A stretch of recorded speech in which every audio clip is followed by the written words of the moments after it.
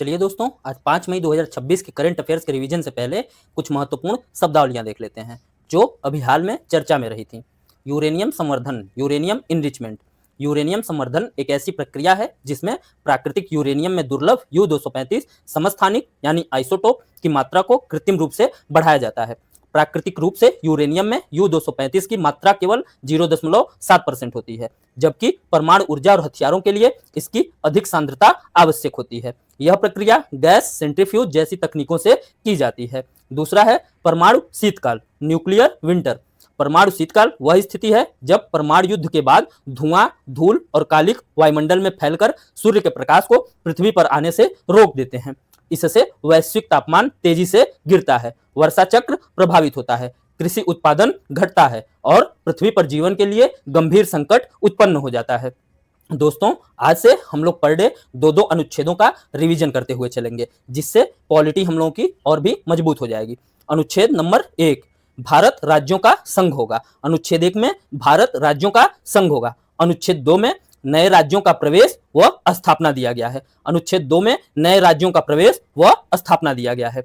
चलिए दोस्तों, अपने माता पिता को प्रणाम करके आज 5 मई 2026 के करंट अफेयर्स का रिवीजन स्टार्ट करते हैं। 5 मई को कौन सा दिवस मनाया जाता है? आंसर है अंतर्राष्ट्रीय दाई माँ दिवस। 5 मई को दूसरा कौन सा दिवस मनाया जाता है? आंसर है विश्व हाथ स्वच्छता दिवस। विश्व अस्थमा दिवस 2026 में कब मनाया जा रहा है? आंसर है 5 मई को। और याद रखिएगा दोस्तों, विश्व अस्थमा दिवस हर साल मई महीने के पहले मंगलवार को मनाया जाता है और 2027 में ये 4 मई को पड़ रहा है। हाल ही में अंतर्राष्ट्रीय अग्निशामक दिवस कब मनाया गया? आंसर है 4 मई को। हाल ही में मैड्रिड ओपन 2026 में महिला ओपन खिताब किसने जीता है? आंसर है मार्टा कोत्स्युक ने। ये यूक्रेन की रहने वाली हैं।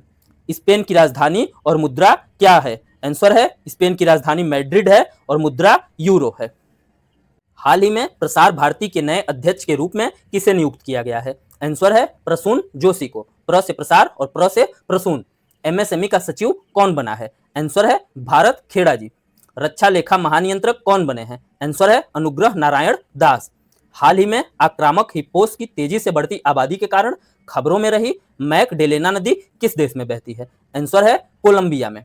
हाल ही में किस देश ने प्रोजेक्ट फ्रीडम शुरू करने की घोषणा की है? आंसर है अमेरिका ने। हाल ही में नॉर्थ टेक संगोष्ठी का आयोजन कहां हुआ है? आंसर है प्रयागराज में और रक्षा मंत्री राजनाथ सिंह ने इसका उद्घाटन किया है। हाल ही में किस देश के मायोन ज्वालामुखी में विस्फोट हुआ है? आंसर है फिलीपींस। फिलीपींस की राजधानी और मुद्रा क्या है? राजधानी है मनीला और मुद्रा है फिलीपीन पेसो। हाल ही में विक्रम दोरई स्वामी ने किस देश में भारत के नए राजदूत के रूप में कार्यभार संभाला है? आंसर है चीन में। चीन की राजधानी और मुद्रा क्या है? आंसर है बीजिंग और मुद्रा रेनमेन बी।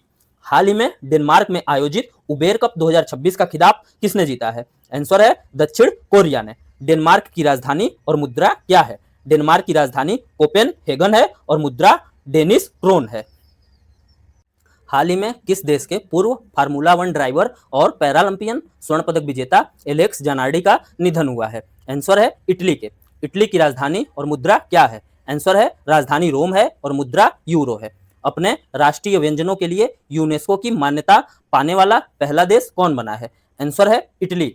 हाल ही में किस एम्स ने गंभीर रीढ़ विकृतियों के इलाज में बड़ी सफलता हासिल की है? आंसर है दिल्ली एम्स ने। हाल ही में किस स्पेस कंपनी ने फाल्कन 9 रॉकेट से अपने उपग्रह मिशन दृष्टि का सफलतापूर्वक प्रक्षेपण किया है? आंसर है गैलेक्स आई ने। हाल ही में आरबीआई का नया डिप्टी गवर्नर कौन बने हैं? आंसर है रोहित जैन।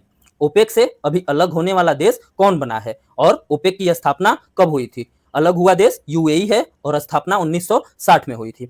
यूएई की राजधानी और मुद्रा क्या है? यूएई की राजधानी अबू धाबी है और मुद्रा यूएई दिरहम है। हाल ही में किस राज्य के धार को सेफ सिटीज प्रोजेक्ट में शामिल किया गया है? आंसर है मध्य प्रदेश। हाल ही में राष्ट्रीय पंचायती राज दिवस 2026 कब मनाया गया? आंसर है 24 अप्रैल को। वर्ल्ड प्रेस फ्रीडम इंडेक्स 2026 में भारत और उसके पड़ोसी देशों की रैंक क्या है? आंसर है भारत की रैंक 180 में 157 है, पाकिस्तान की 180 में 153 है और भूटान की 180 में 150 है, बांग्लादेश की 152 है, नेपाल की 87 है। वर्ल्ड प्रेस फ्रीडम इंडेक्स 2026 में पहला और अंतिम स्थान क्रमशः किन देशों को मिला है? आंसर है पहले स्थान पर नॉर्वे है और लास्ट स्थान पर इरिट्रिया है। हाल ही में विश्व पुस्तक और कॉपीराइट दिवस कब मनाया गया? आंसर है 23 अप्रैल को। हाल ही में यूएसटीआर विशेष 301 रिपोर्ट 2026 में प्राथमिकता निगरानी सूची में किसे बरकरार रखा गया है? आंसर है भारत को। हाल ही में गणित ब्रेक थ्रू पुरस्कार 2026 से किसे सम्मानित किया गया है? आंसर है फ्रैंक मरले को। कर्नल शेरजंग नेशनल पार्क किस राज्य में स्थित है? आंसर है हिमाचल प्रदेश में। जीवाश्म ईंधन से दूर जाने पर पहली कॉन्फ्रेंस कहां हुई है? आंसर है कोलंबिया में। हाल ही में यूके में ग्लोबल ग्रीन आइकन से किसे सम्मानित किया गया है? आंसर है श्री संतोष कुमार को। विश्व पृथ्वी दिवस कब मनाते हैं? आंसर है 22 अप्रैल को।